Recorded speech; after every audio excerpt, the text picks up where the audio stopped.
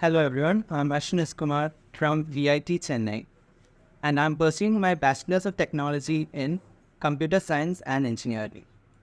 Actually, my roommate recommended me to Shiash and I joined here in the field of data science. After coming here, I gained experience in Python, data science, Django and all, and I dealt with many projects like automobile employee reimbursement, logistic regression, linear regression, and also I did a few projects in Django, like entering the details of an employee, and also currently I'm doing a project which includes entering the details of employee and we'll assign the primary key to another class.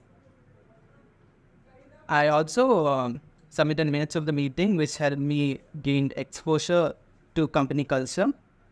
I'd like to share thank you.